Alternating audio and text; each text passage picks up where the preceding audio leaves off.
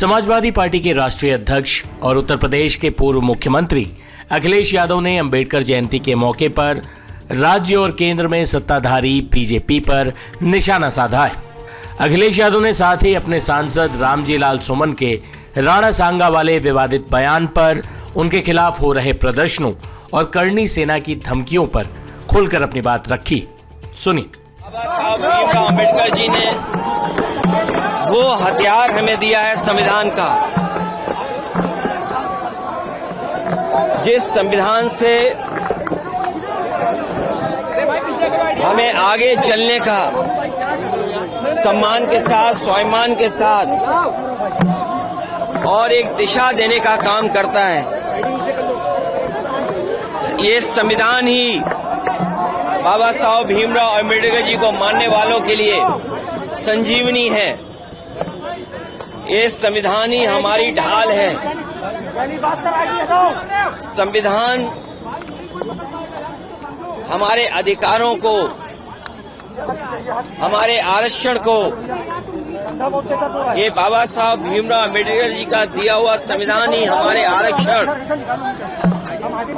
और हमारे संविधान को, हम सब पीढ़ी परिवार को आगे बढ़ने का मौका देता है। आज हम उन्हें याद इसलिए भी करते हैं कि दुनिया का सबसे शानदार उन्होंने संविधान हमें दिया है। बाबा साहब भीमराव अम्बेडकर जी के जीवन के बारे में जब हम लोग सुनते और पढ़ते हैं, उन्हें बचपन से ही तमाम तरह के भेदभाव का सामना करना पड़ा। समाज की जो बुराइयां हैं, समय समय पर उन्हें लड़ना पड़ा। शिक्षा ग्रहण से लेकर के जिस समय वो शिक्षा ले रहे थे, वहां से लेकर के जीवन भर उन्हें संघर्ष करना पड़ा।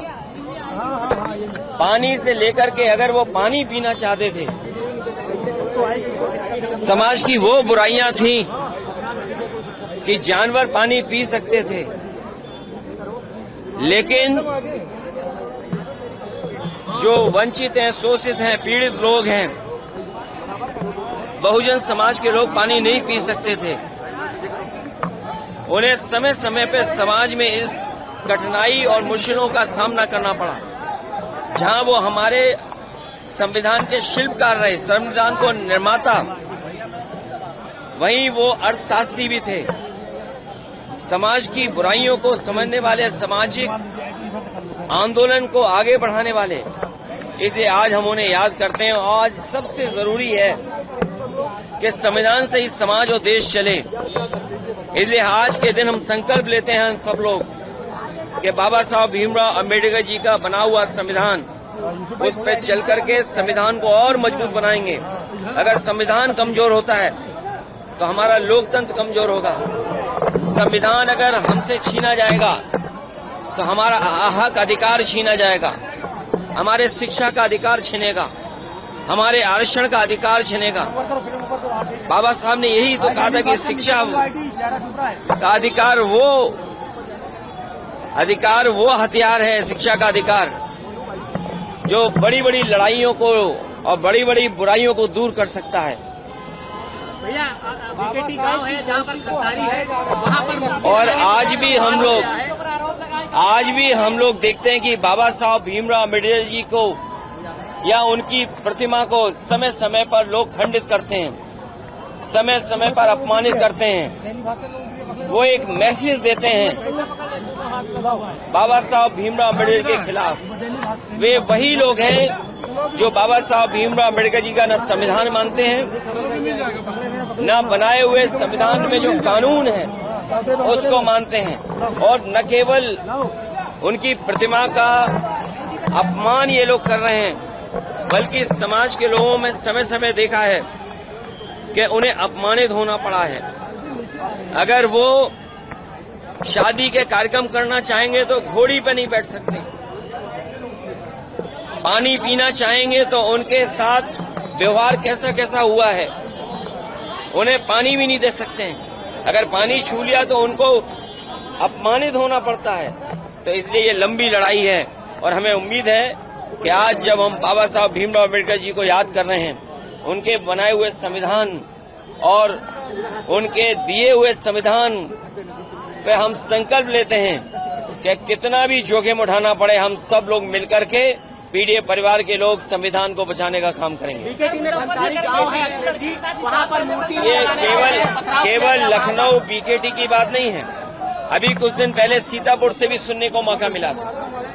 उत्तर प्रदेश और देश के कोने कोने से सुनने को मिलता है और जानकारी मिलती है कि इस तरह के घटनाएं होती हैं और वो लोग करते हैं जो बाबा साहब को नहीं मानते हैं, जो संविधान को नहीं मानते, लोकतंत्र में नहीं चलना चाहते। सर, मुजफ्फरनगर में हिजाब में मुस्लिम लड़की के साथ अभद्रता हुई, हिजाब उतारने की ये भारतीय जनता पार्टी इसी तरह का काम करती है। अभी कुछ दिन पहले आपने देखा होगा कि वही भारतीय जनता पार्टी के लोग हैं जिन्होंने कहा कि शांतिपूर्ण कार्यक्रम हो सकता है, लेकिन तलवारें लहरती हुई देखी हैं, लाठी लहरती हुई देखी हैं।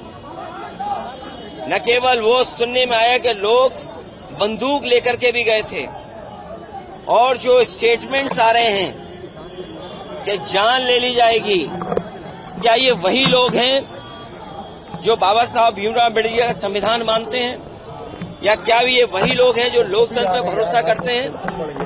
और रामजी आज सुमन जी के घर पर उनके ऊपर कितना क्या क्या नहीं करना चाहते थे लोग। इसीलिए कहा ये संविधान हमारी ढाल है, संविधान ही हमारी संजीवनी है।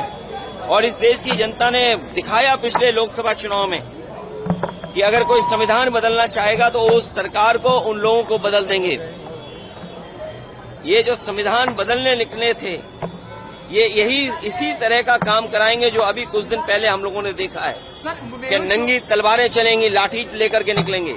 और ये बिना बीजेपी की सरकार के संभव नहीं था। ये सरकार खुद शामिल थी। और जो प्रयागराज की घटना सुनने में आई है कि एक दलित परिवार के सदस्य के साथ जो घटना हुई, एक मामूली इसी बात को लेकर के कि वो अपना कुछ उससे बातचीत करना चाहता था कुछ चीजों को लेकर के। वो कौन लोग हैं जिन्होंने जिंदा जलाया? वो भारतीय जनता पार्टी के लोग हैं। वो कौन लोग हैं जो लाठी लेकर के घूम रहे हैं, बंदूक लेकर के घूम रहे हैं? वो भारतीय जनता पार्टी के लोग हैं। ये भारतीय जनता पार्टी के लोग डराना चाहते हैं।